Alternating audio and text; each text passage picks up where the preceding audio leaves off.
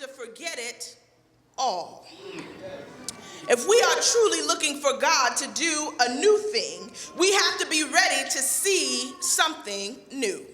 Something unlike anything that we have ever experienced before.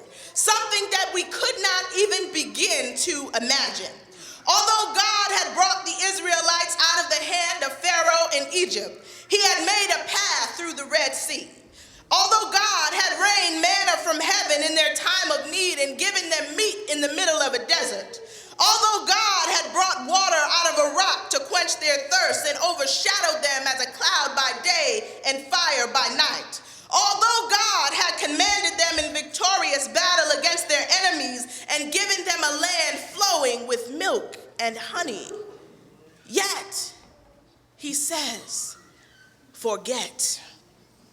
Forget it to open to the new that God is promising, to prepare to have their socks knocked off. See, God is saying, don't confine me to what you've already seen me do.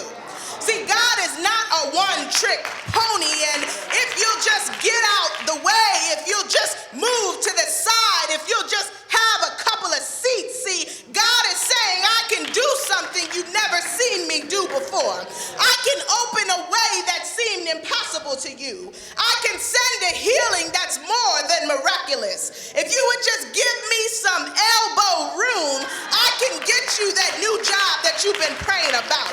I can send you that mind transformation that you need. See, you've got some situations coming up and some circumstances rising that don't look like anything you've ever encountered before. See, you've got some dilemmas ahead and some obstacles in your way that you've never seen before, and God wants to get ready to do some out of the box, I'm gonna blow your mind this time, creative solution remixing.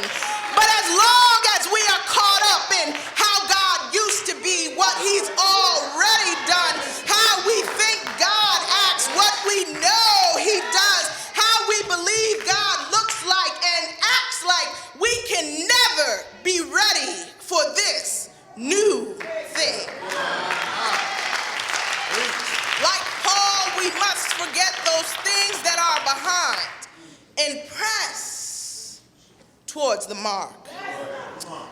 Secondly, we've got to watch where we are looking. Right here, right now, God is doing a new thing. But some of us are missing it because we're looking in the wrong direction. In verse 19, it says, see, I am doing a new thing. Now it springs up. See, God doesn't work in the past. He's not working in the future, but he's working right now. See, some of us are so caught up in our past that we can't see what's right in front of us. God cannot undo the hurts of your past. The abuse, misuse, and untruths of your youth cannot be changed. The bad relationships that you went through, the wrongs you suffered at the hands of family and friends, the decisions that led to dead ends, the arguments you had with your mother, your absentee father and the relationship you never had, that time you served in lockup, the years of drug abuse and alcoholism. We've got to accept that those things cannot be undone. God does not work in the past, but he's working right now. God is a present help in time of trouble.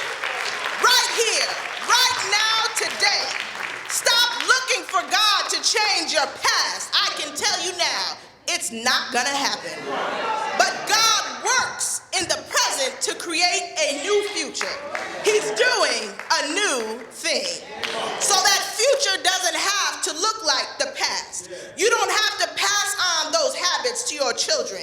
You can build a strong family. You can have loving relationships. You can reconcile with your parents. You can heal from old hurts. You can stay clean and sober, but you have to do that right now.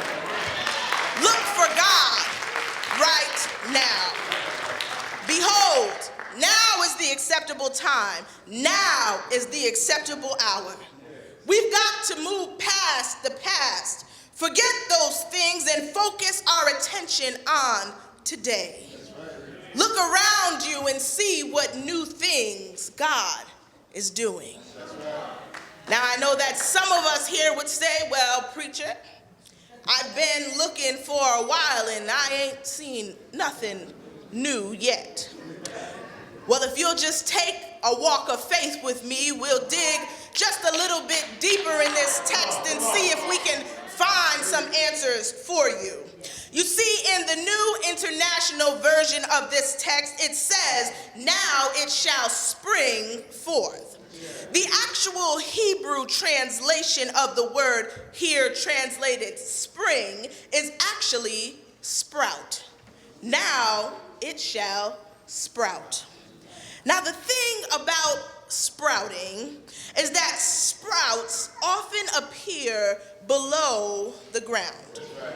The eye cannot see a sprout, but faith can tell you that the seed that you planted has germinated and sprouted. See, what I'm trying to tell you, saints, is that even though you can't see it yet, believe it, because it's already taking place. See, that husband that you've been praying for, my sister, he's sprouting now. See, that wife that you've been looking for, my brother, she's sprouting now. That promotion that you've been vying for, look, it's sprouting now. Love, joy, peace, patience, kindness, goodness, it's sprouting now. Faithfulness, gentleness, self-control, it's sprouting now. That mustard